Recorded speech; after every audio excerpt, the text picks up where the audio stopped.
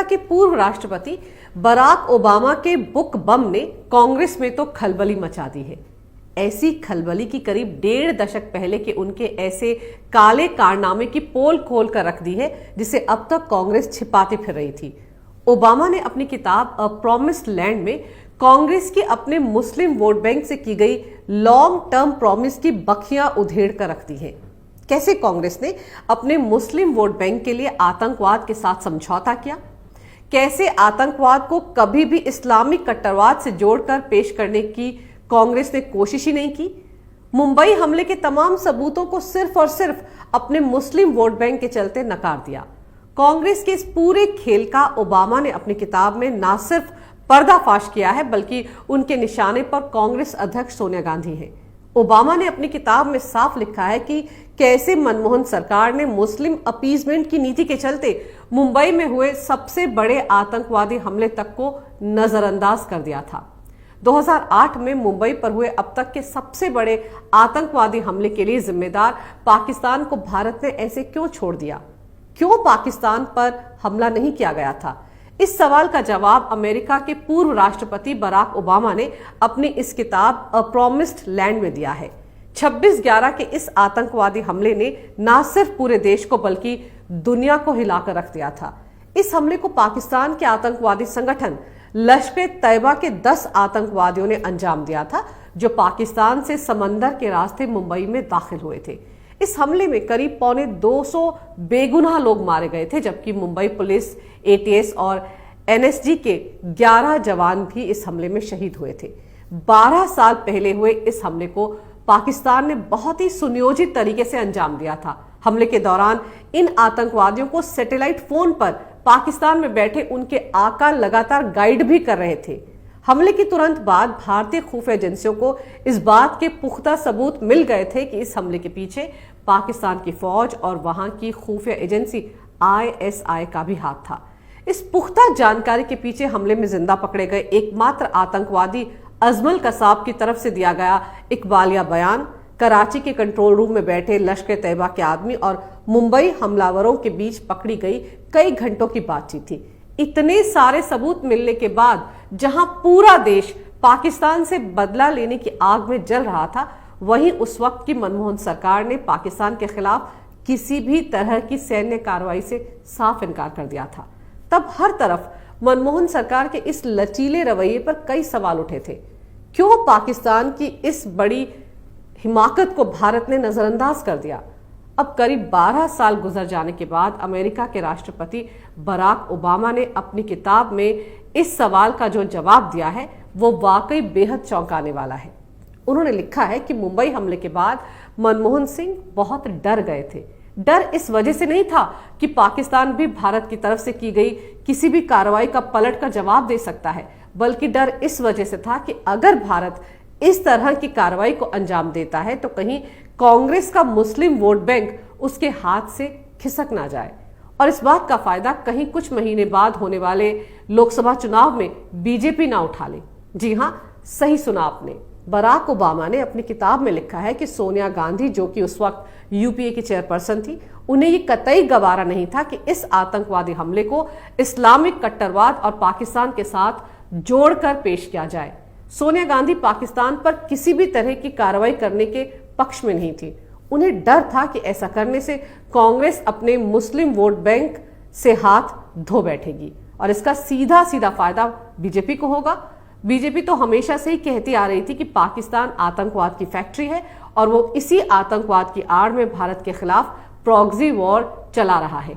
ऐसे में पाकिस्तान पर हमले की सूरत में बीजेपी अपनी इसी बात को और जोरदार तरीके से उठाती तो कांग्रेस को लोकसभा चुनाव में भारी नुकसान उठाना पड़ता, क्योंकि 2009 में लोकसभा के चुनाव सिर पर थे। ऐसे में कांग्रेस, जो 2009 का चुनाव भगवा आतंकवाद के मुद्दे पर लड़ने का मन बना चुकी थी, वो पाकिस्तान पर हमला करके आ बैल मुझे मार नहीं करना चाहती थी और इसीलिए अपने मुस्लिम वोट बैंक को एकजुट रखने के चलते उस वक्त की मनमोहन सरकार ने अपने फायदे के लिए न सिर्फ देश के मान सम्मान को ताक पर रख दिया, बल्कि देश की सुरक्षा के साथ भी एक समझौता कर लिया। सिर्फ और सिर्फ मुसलमानों को खुश करने के लिए, उनके वोट हासिल करने के लिए इतने बड़े आतंकवादी हमले पर मनमोहन सिंह खामोश रहे। और इसीलिए बराक ओबामा ने अपनी किताब में मनमोहन सिंह को एक डरा हुआ प्रधानमंत्री बताया है। ये तो वो तथ्य हैं जिनका खुलासा बराक ओबामा ने अपनी किताब में किया है। लेकिन कांग्रेस ने ऐसा क्यों किया? क्यों कांग्रेस को इस हमले में पाकिस्तान का कनेक्शन नजर ही नहीं आया? क्यों कांग्रेस ने इतने बड़े गुनाह के लिए भी पाकिस्तान को बख्श दिया? क्यों कांग्रेस पर पाकिस्तान के प्रति नरम रवैया रखने का आरोप लगता है? इस खेल को पूरा समझने के लिए आपको 2006 और 2007 में हुए कुछ आतंकवादी हमलों को जहन में रखना होगा।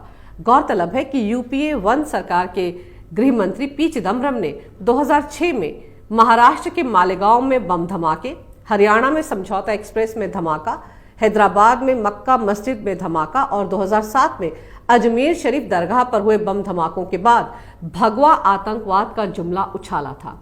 मालेगांव धमाके के बाद तो मनमोहन सरकार ने कथित हिंदू आतंकवाद के नाम पर साध्वी प्रज्ञा, कर्नल पुरोहित, स्वामी असीमानंद को महाराष्ट्र एटीएस ने गिरफ्तार भी किया था। किस तरह से उन सबको प्रताड़ित किया गया था ताकि वो ये बात कबूल कर लें कि वो ऐसे हिंदू संगठन से जुड़े हैं जो आतंकवादी हमलों को अंजाम देता है। आज इस साजिश का पूरी तरह से पर्दाफाश हो चुका है। खुद साध्वी प्रज्ञा, जो आज भोपाल से बीजेपी सांसद है, उन्होंने कितनी बार अपना दर्द बयां किया है। जरा सोचिए, इस भगवा आतंकवाद की थ्योरी को सच साबित करने के लिए कांग्रेस की यूपीए सरकार ने उस समय महाराष्ट्र पुलिस और महाराष्ट्र एटीएस, एनआईए समेत कई खुफिया एजेंसियों का किस तरह से बेजा इस्तेमाल किया था। मुंबई पर हमला करने आए सारे पाकिस्तानी आतंकवादियों के हाथ पर कलावा बंधा हुआ था और उनके पहचान पत्र भी हिंदू नाम से बनाए गए थे, जिनमें पता भी बेंगलुरु का लिखा हुआ था। यानी हिंदू आतंकवाद की जो थ्योरी यहाँ कांग्रेस के नेता भारत में ना सिर्फ घड़ रहे थे बल्कि उसे एस्टैब्लिश करने में भी पूरी ताकत लगाए हुए थे, उसी थ्योरी को अमल में लाने के लिए, अपने फायदे के लिए, भुनाने के लिए पाकिस्तान भी लगा हुआ था। पाकिस्तान ने जिन 10 आतंकवादियों को भारत में भेजा था वो सारे के सारे हिंदू पहचान पत्र के साथ, हिंदू नामों के साथ भारत में दाखिल हुए थे। यानी अगर अजमल कसाब जिंदा ना पकड़ा जाता तो शायद पाकिस्तान दुनिया में ये साबित करने में कामयाब हो जाता कि मुंबई हमले को हिंदुस्तान के भगवा आतंकवादियों ने ही अंजाम दिया है। तो जो भगवा आतंकवाद की थ्योरी सबसे पहले चिदम्बरम ने उछाली थी वो सच साबित हो जाती। वो तो भला हो शहीद तुकाराम ओमले का, जिन्होंने अपनी जान की बाजी लगाकर कसाब को जिंदा पकड़ लिया था। ऐसे में मुंबई पर आतंकवादी हमले के बाद पाकिस्तान पर हमला करने से तो आतंकवाद के धर्म और मजहब पर खुद ब खुद मोहर लग जाती और यही कांग्रेस नहीं चाहती थी। इसके बाद यूपीए 2 में गृह मंत्री का प्रभार संभालने वाले वरिष्ठ कांग्रेसी नेता सुशील कुमार शिंदे ने भी 2013 में विवादित बयान देकर चिदम्बरम की भगवा आतंकवाद की थ्योरी को फिर चर्चा में ला दिया था। उन्होंने बीजेपी और आरएसएस पर भगवा आतंकवाद फैलाने के लिए आतंकवादी प्रशिक्षण शिविर चलाने का आरोप भी मढ़ दिया था। उन्होंने जयपुर में कांग्रेस के सम्मेलन में कहा था कि जांच के दौरान रिपोर्ट आई है कि बीजेपी और आरएसएस आतंकवाद फैलाने के लिए आतंकवादी प्रशिक्षण शिविर चलाते हैं। गौर करने वाली बात तो यह है कि शिंदे के इस बयान के करीब 1 महीने बाद राहुल गांधी ने यहां तक कहा था कि इस्लामिक आतंकवाद से ज्यादा बड़ी चुनौती हिंदू आतंकवाद है। मजेदार तो यह है कि 26/11 के मुंबई आतंकवादी हमले को भगवा आतंकवाद से जोड़ने की सारी साजिश भी हो चुकी थी और इसके लिए विवादित पत्रकार अजीज बर्नी ने तो बाकायदा 26/11 आरएसएस की साजिश इस शीर्षक से एक किताब तक लिख डाली थी। और मुसलमानों को खुश करने के लिए कांग्रेस के वरिष्ठ नेता दिग्विजय सिंह ने तो 4 कदम आगे बढ़कर इस किताब का विमोचन भी कर दिया था। हैरानी की बात यह है कि कांग्रेस की सरकार के वक्त इस तरह की पुस्तकें लिखी गई और उनका विमोचन तक कांग्रेसी नेताओं ने किया, जबकि उस समय अमेरिका तक ये बता रहा था कि मुंबई हमले में शामिल आतंकवादी पाकिस्तान से आए हैं। बस कांग्रेस के केंद्र में काबिज मनमोहन सरकार को ये ना दिख रहा था ना समझ में आ रहा था। और अगर आज कांग्रेस की उस वक्त की हिंदू आतंकवाद की थ्योरी और अमेरिकी पूर्व राष्ट्रपति बराक ओबामा की किताब में लिखे गए तथ्यों को आप जोड़ेंगे तो समझ में आ जाएगा कि कांग्रेस को पाकिस्तान से इतना प्रेम क्यों है।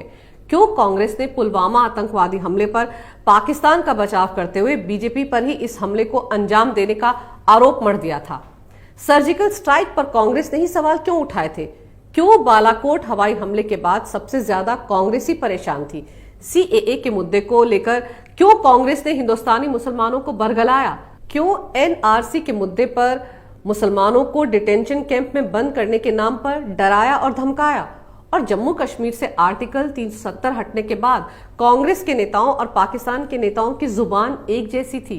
क्यों यहां जो कुछ राहुल ने बोला वही बात इमरान खान ने यूएन में जाकर बोली?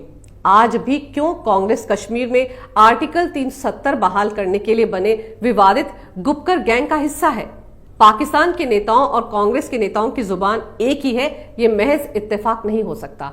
आज ओबामा की किताब ने कांग्रेस को पूरी तरह से आतंकवाद के साथ समझौता करने वाली पार्टी करार दे दिया है और ये तोहमत अब तो बाकायदा सबूतों के साथ लगाई गई है। यही नहीं, इस किताब में राहुल गांधी के आईक्यू लेवल और मनमोहन सिंह को प्रधानमंत्री बनाने के पीछे सोनिया गांधी की कूटनीतिक मंशा का भी खुलासा किया गया है। जाहिर है ओबामा ने पूरी कांग्रेस को एक ऐसा आईना दिखाया है कि वो चाहकर भी इन तथ्यों को नकार नहीं पाएगी। अब भले ही कांग्रेसी ओबामा पर एफआईआर दर्ज करने के लिए कोर्ट का दरवाजा खटखटा रहे हो, लेकिन सच सामने आ चुका है, क्योंकि सच को ना छिपाया जा सकता है ना परास्त किया जा सकता है। अगर आपको मेरा ये वीडियो अच्छा लगे तो कृपया इसे लाइक करें, शेयर करें और हमारे चैनल को सब्सक्राइब जरूर करें। देखते रहिए कैपिटल टीवी।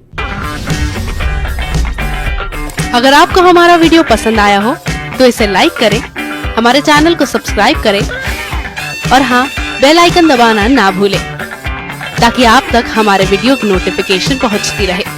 आप अपना सुझाव हमें कमेंट बॉक्स में दे सकते हैं। हमारे साथ जुड़ने के लिए शुक्रिया।